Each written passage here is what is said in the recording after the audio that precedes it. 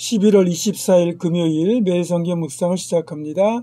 함께 나눌 말씀은 욥기 18장 1절에서 21절 말씀입니다. 욥기 18장 1절에서 21절의 말씀을 제가 봉독합니다. 수아 사람 빌닷이 대답하여 이르되 너희가 어느 때에 가서 말의 끝을 맺겠느냐 깨달으라. 그 후에야 우리가 말하리라. 어찌하여 우리를 짐승으로 여기며 부정하게 보느냐. 울분을 터뜨리며 자기 자신을 찢는 사람아, 너 때문에 땅이 버림을 받겠느냐. 바위가 그 자리에서 옮겨지겠느냐. 악인의 빛은 꺼지고 그의 불꽃은 빛나지 않을 것이요 그의 장막 안의 빛은 어두워지고 그 위의 등불은 꺼질 것이요 그의 활기찬 걸음이 피곤하여지고 그가 마련한 꾀에 스스로 빠질 것이니 이는 그의 발이 그물에 빠지고 올가미에 걸려들며 그의 발 뒤꿈치는 덫에 치이고 그의 몸은 올무에 얽힐 것이며 그를 잡을 덫이 땅에 숨겨져 있고 그를 빠뜨릴 함정이 길목에 있으며 무서운 것이 사방에서 그를 놀라게 하고 그 뒤를 쫓아갈 것이며 그의 힘은 기근으로 말미암아 쇠하고 그 곁에는 재앙이 기다릴 것이며 질병이 그의 피부를 삼키리니 곧 사망의 장자가 그의 지체를 먹을 것이며 그가 의지하던 것들이 장막에서 뽑히며 그는 공포의 왕에게로 잡혀가고 그에게 속하지 않은 자가 그의 장막에 거하리니 유황이 그의 처소에 뿌려질 것이며 밑으로 그의 뿌리가 마르고 위로는 그의 가지가 시들 것이며 그를 기념함이 땅에서 사라지고 거리에서는 그의 이름이 전해지지 않을 것이며 그는 광명으로부터 흑암으로 쫓겨 들어가며 세상에서 쫓겨날 것이며 이는 그의 백성 가운데 후손도 없고 후예도 없을 것이며 그가 거하던 곳에는 남은 자가 한 사람도 없을 것이라. 그의 운명에 서쪽에서 오는 자와 동쪽에서 오는 자가 깜짝 놀라리라. 참으로 불의한 자의 집이 이러하고 하나님을 알지 못하는 자의 처소도 이러하니라. 아멘. 드디어 빌닷의 두 번째 말이 이어집니다. 수아 사람 빌닷은 지난번에 이어 이번에도 자신의 주장의 근거를 세상 속에서 일어나는 사건들을 들어서 증명하려고 합니다. 아니 땐 굴뚝에 연기 나랴라는 속담처럼 결코 원인 없는 결과는 없다는 것이죠. 물론 원인이 있어야 결과는 있는 법이지만 이것은 물리법칙과 화학작용에만 적용되는 것이지 사람의 말까지 여기에 포함시켜서는 안 됩니다.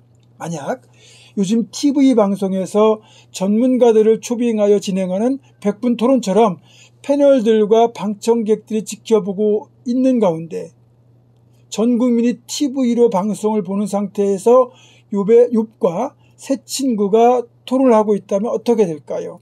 아마도 욥은 정말로 끔찍한 재난을 당할 만큼 불의한 죄를 지은 사람으로 꼼짝없이 몰리게 될 겁니다. 세 사람의 전문가가 자신의 중무장한 이론으로 욥을 집중 공격할 텐데 그걸 지켜보는 사람들도 욥보다는 세 친구의 의견에 동조할 것입니다. 그러나 진실은 욥이 옳다는 겁니다.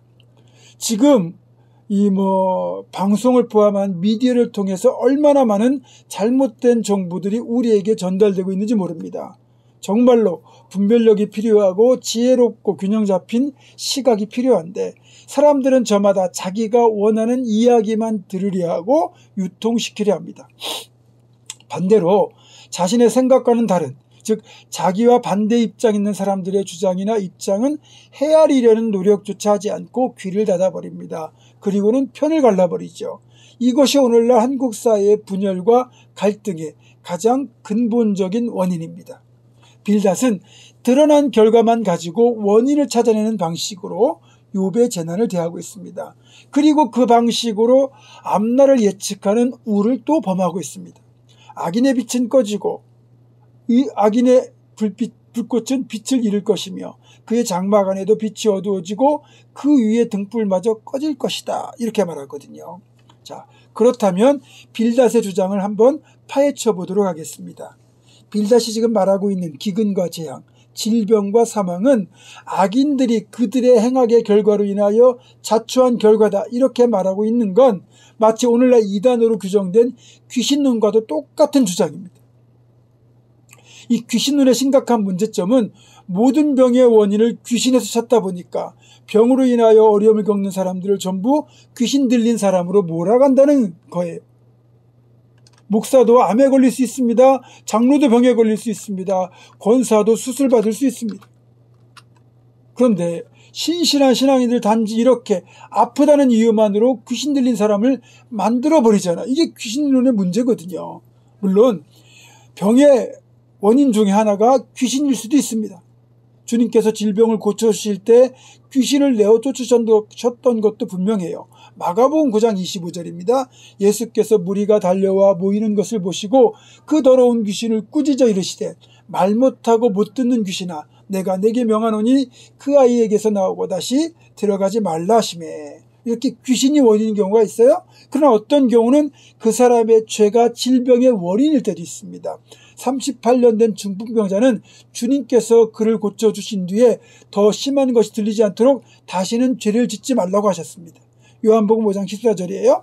그 후에 예수께서 성전에서 그 사람을 만나 이르시되 보라 네가 나았으니 더 심한 것이 생기지 않게 다시는 죄를 범하지 말라 하시니. 또 하나님이 하시는 일, 하나님의 영광을 드러내기 위한 질병도 있다는 겁니다. 요한복음 9장 1절에서 3절입니다. 예수께서 길을 가실 때 날때부터 맹인된 사람을 보신지라. 제자들이 물어 이르되 랍비여 이 사람이 맹인으로 난 것이 누구의 죄로 인함이니까 자기니까 그의 부모니까.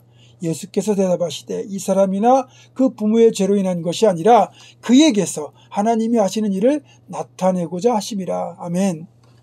이런 귀신 또 죄악 또 하나님의 영광을 드러내기 위한 여러 가지 이유로도 병이 들릴 수 있지만 잘못된 생활 습관, 식습관이 병의 원인일 때도 있고 심지어는 부모에게서 물려받은 유전적인 체질에 기인하기도 합니다. 이렇게 질병의 원인이 다양하듯이 고난도 그 이유가 다양합니다.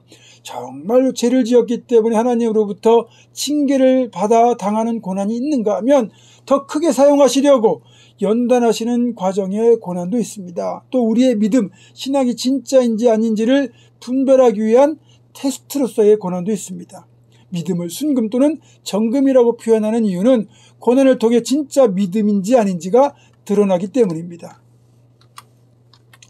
특히 욥의 경우에는 하나님의 온전하심, 하나님의 영광을 드러내기 위한 과정의 고난이었다는 것도 훗날 욥도 알고 인정하는 경우였습니다. 따라서 죄로 인한 고난이라면 당연히 해결해야 되고요. 애매한 고난, 연단의 고난, 의로운 고난이라면 끝까지 이 고난에 굴복하지 말고 하나님 꼭 붙들고 고난을 넘어서 반드시 축복의 세계로 나아가야 됩니다.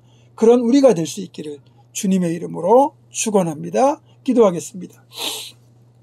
하나님, 우리의 삶에 일어나는 고난들을 그저 우리의 경험이나 세상의 방식으로 판단하지 않게 하시고 이 고난의 원인인지를 무엇인지를 잘 파악하고 분별하여 하나님께 주시는 의로운 고난이라면 반드시 견뎌내게 하시고 죄로 인한 고난이라면 반드시 해결하게 하시고 또 끝까지 믿음을 지키기 위한 고난이라면 절대로 고난을 굴복하지 않고 끝까지 승리할 수 있도록 인도해 주셔서 반드시 고난을 넘어 축복의 세계까지 나아가는 우리 모두가 되게 하여 주시옵소서. 예수님의 이름으로 기도하옵고 이제는 우리 주 예수 그리스도의 은혜와 하나님의 사랑과 성령의 교통하심이 고난의 이유를 잘 분별하고 그리고 그 고난을 넘어 반드시 축복의 세계까지 나아가기로 결단하는 사랑 모든 성도들 이들의 삶과 가정과 생업과 앞날과 우리 교회 위에 지금부터 영원토록 함께 하시옵기를 간절히 축원하옵나이다. 아멘.